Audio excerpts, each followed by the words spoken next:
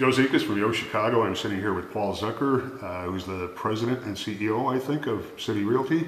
That's correct, City Real Estate Incorporated. City Real Estate Incorporated, and by now he has become a veteran of real estate development in Chicago.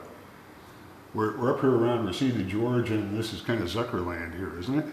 Well, we've certainly done a lot of projects in this area. This is where we got our start. Back in the early 80s, we did a loft building at Lakewood and Diversey, and since that time we've done a variety of townhouse, condominium, and other conversions in the area. So yes, you could say we have concentrated our efforts up here. What was this area like when you first moved up here? Well, it was a very interesting area. You had some very long established ethnic neighborhoods that had remained viable communities for many years. You had a lot of areas that were going through stages of urban renewal transition. You had obviously proximity to Lincoln Park, so you had the early vestiges of renovation and gentrification taking place there. So, you know, it got to be very easy to be a developer in those days because development followed a series of concentric circles, just moving out from Lincoln Park. So you would just pick the next street that was going to be the border, whether it was Halsted or eventually Racine or Southport and so on and so forth. So it got fairly easy to just sort of track the wave of development, unlike today where, to the benefit of the city, things have spread out in every different direction, almost in what we would say a shotgun effect, whether it's the South Loop, the West Loop, Bronzeville, Old Irving, Ravenswood, you know, all over the city. Let me stop you there because I was active in development in the early 80s, and I don't remember anything easy about it.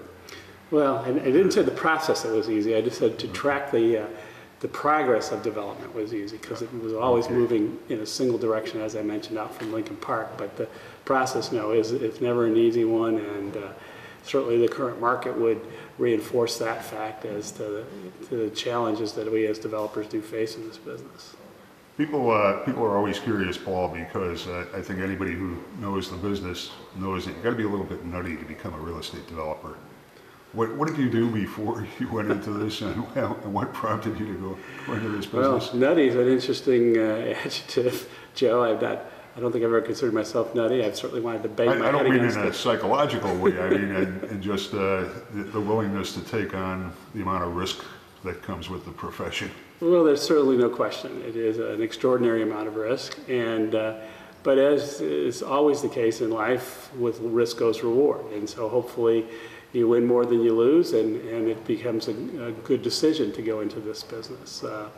But as to what I did prior to that, I was initially in management consulting, an internal management consultant for a large Fortune 500 company here in Chicago, and then I went into real estate after that and worked for a very large commercial real estate firm here in Chicago. What was LaSalle Partners then, now it's Jones Lang LaSalle.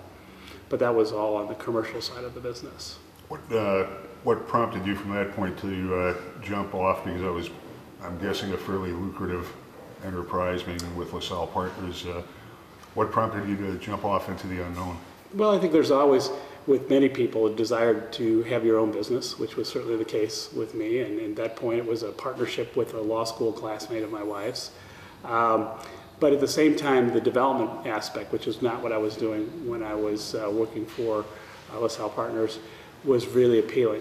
There's a certain tangibility about the development business that I find very rewarding, to be able to go out each day and to see the progress of a project that you're developing is very exciting. And also there is a diversity to our business in terms of your daily challenges.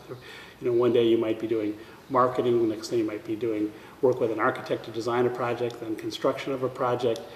Obviously there are the financial aspects, whether it's putting together projections for a project or working out ways to finance that project. So there is a real interest every day that you don't necessarily have in other careers where you have singular challenges or more siloed challenges.